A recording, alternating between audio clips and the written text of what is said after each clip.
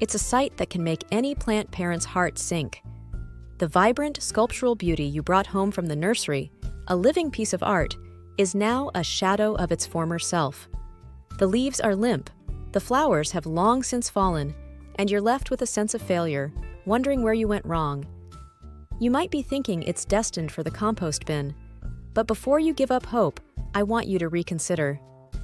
Here at Gardenwrld, we believe that most of the time, a dying plant isn't dying at all. It's communicating, it's sending out an SOS, and the key to its rescue is learning to speak its language. Today, we're going to decode the message your orchid is sending and perform a complete revival. This isn't just about saving a plant, it's about deepening your understanding of these incredible organisms. The vast majority of orchids sold as houseplants, like this common dollar, Phalaenopsis dollar, or moth orchid, are epiphytes. In their native habitat, they don't grow in soil. They cling to the bark of trees, with their roots exposed to the air, rain, and humidity. This single fact is the root of most problems and the key to the solution. The number one mistake? It almost always comes down to the roots. Our first step is diagnosis. We need to perform a wellness check on the root system. Overwatering is the most common culprit. When roots sit in dense, waterlogged soil, they can't breathe. They suffocate, rot, and die. You'll see this as mushy, brown, or blackened roots. Conversely, underwatering can leave you with roots that are brittle, papery, and shriveled. Let's get this patient into surgery. Be gentle. The goal is to free the roots so we can see what we're working with.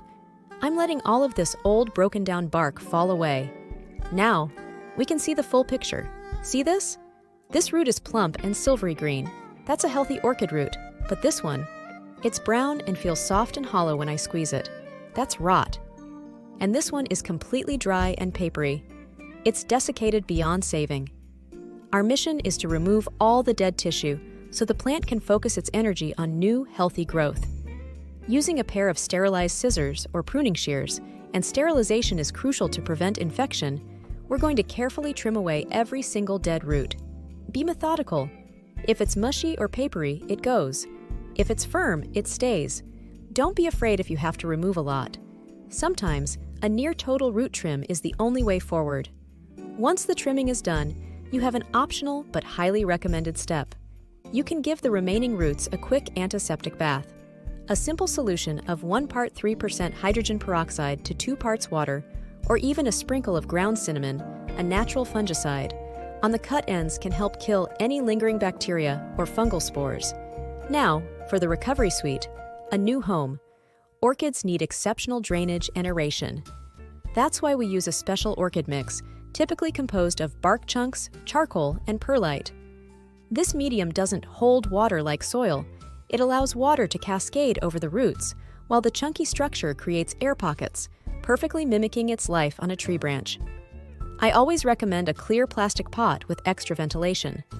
It allows you to monitor root health and moisture levels without disturbing the plant. Place a small layer of your fresh bark mix in the bottom. Then, gently lower the orchid in and begin filling the mix in and around the roots. Tap the pot gently to help the pieces settle. You want the orchid to be secure, but not suffocated. The base of the leaves should sit just above the top of the medium. The final, and perhaps most difficult, part of the process is patience. Your orchid has just undergone major surgery. Don't water it for a few days to allow the cut roots to heal. Then, begin a careful watering routine. The best method is to soak the entire pot in a bowl of water for 10-15 minutes, then let it drain completely. Never let it sit in a saucer of water. Place it in a location with bright, indirect light. A new leaf is the first sign you'll see of a successful recovery. It's a quiet thank you from your plant. A flower spike will take much longer, maybe even a year, but when it arrives, it will be a testament to your care and renewed connection.